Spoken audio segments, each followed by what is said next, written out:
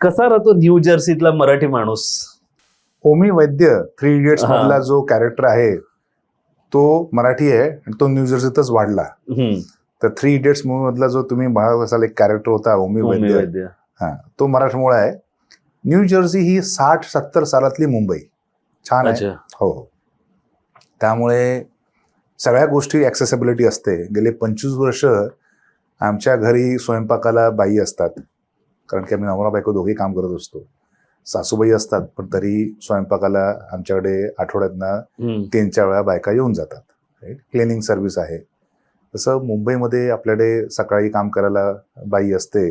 जर working class couple असेल तर मग ते सगळंच भांडी घासण्यापासून किंवा घरातले सगळं डस्टिंग बिस्टिंग, क्लिनिंग सर्व्हिसेस, कुकिंग.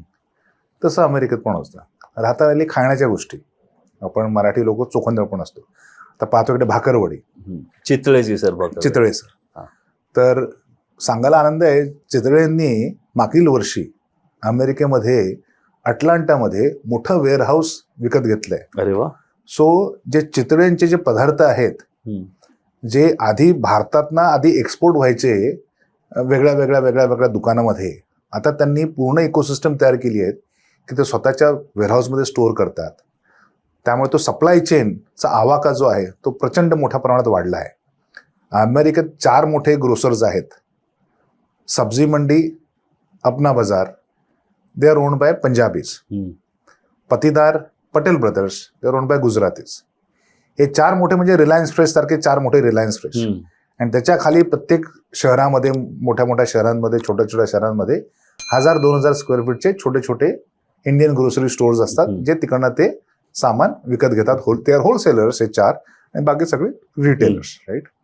त्यामुळे तुम्ही म्हणाल ते म्हणजे वडापाव असू दे काय, समोसा पाव असू दे काय, दाबेली, काठी रोल, फ्रँकी, काही जे आपल्या मुंबईच्या स्ट्रीट फूड रस्त्यावर जे मिळतं ते मला स्ट्रीट फूड सांगतोय.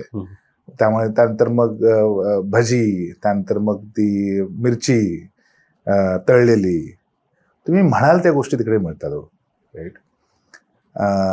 काळ्या वाटाण्याची आमटीपासून आपले पुरणपोळी असू दे काय, शंकरपाळ्या असू दे काय, श्रीखंड असू दे काय. आता चितळेच जर अमेरिकेमध्ये आहे, त्यामुळे चितळेचे सगळे प्रोडक्ट तुम्हाला मिळतात. राईट. भारतातही भरपूर लोकांनी आम्ही त्यांना मदत करतो. म्हणजे आंब्याचं जर नसेल तर कोकणातील भरपूर लोकांच्या ज्यांच्या बागा आहेत, आधी ते एजंटच्या थ्रू पाठवायचे आणि जसा बिचोला मिडलमन तो सगळं पैसे खायचा. आता त्यांना मी डायरेक्ट केलंय. जसं मोदी साहेबांनी जसा मधला एजंट काढला, तसा आम्ही मधला एजंट काढला. आता तो कोकणातला जो बागायतकार आहे तो सरळ इकडे सब्जी मंडी, अपना बाजार, पतीदार आणि पटेल ग्रोसर्सला आपलं सामान पाठवतो. जेणेकरून त्यालाही चांगले पैसे मिळतात आणि यांनाही डायरेक्ट शिपमेंट मिळते in a prompt timeline. Right.